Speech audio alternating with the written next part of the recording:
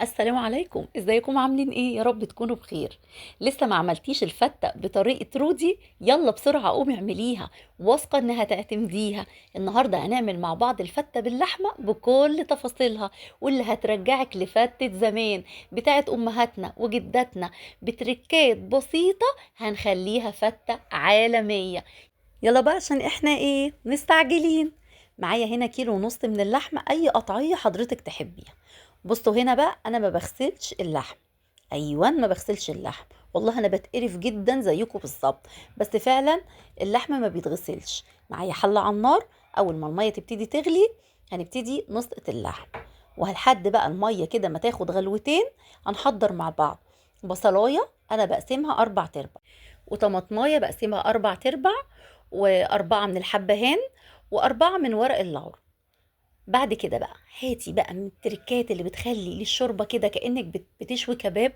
هاتي بصلايه متوسطه اضربيها في الكبه او ابشريها، وانزلي بقى بالتوابل التوابل عباره عن فلفل اسود وملح، شويه بهارات لحمه لو متوفره. مش متوفره خلاص هي يكفي الفلفل الاسود والملح.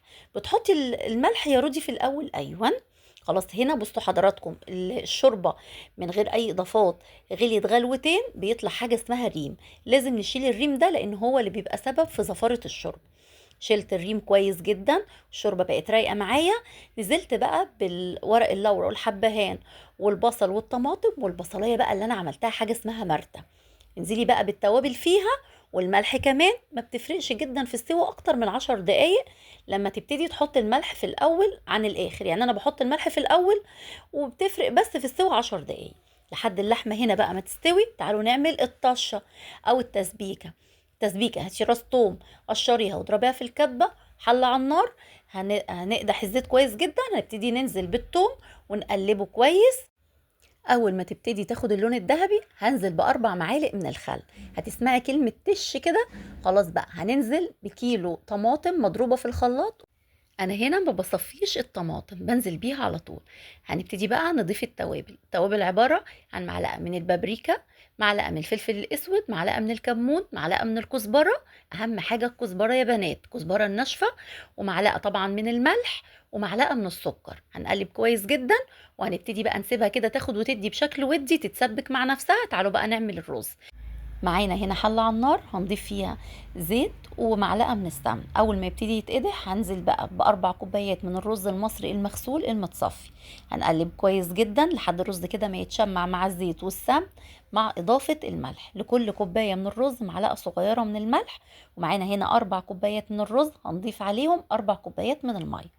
خلاص كده قلبناه. هنبتدي بقى نسيبه لحد ما يتشرب، او الميه يعني ايه يتشرب، يعني الميه تبتدي تنشف فيه. هنا هضيف معلقه من الخل، واول ما الميه تنشف او يتشرب هبتدي انزل بمعلقه من السمن. مش عايزه اقول لكم معلقه من السمن البلدي بتنقل الرز في حته تانية خالص.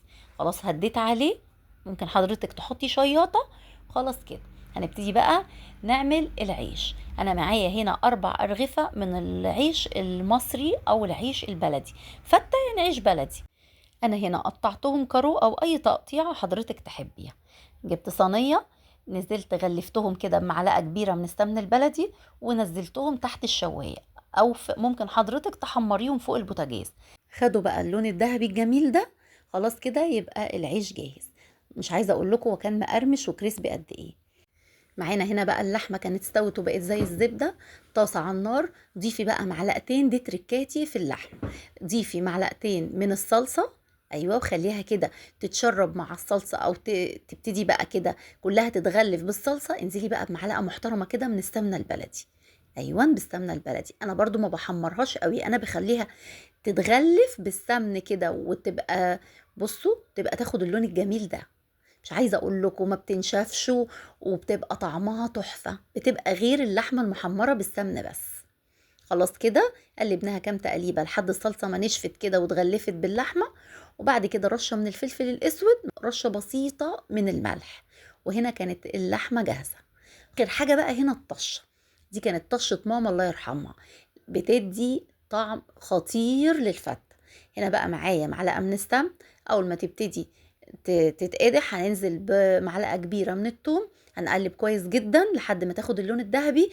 انزلي بقى بمعلقتين من الخل وكوباية محترمة كده من الشوربة. حضرتك تقللي أو تزودي حسب العيش اللي حضرتك تحبيه. يعني إيه يا رودي؟ يعني نبتدي بقى نطبق الكلام ده. هاتي صينية التقديم، انزلي بالعيش أو بكمية كبيرة من العيش اللي حضرتك محمراه.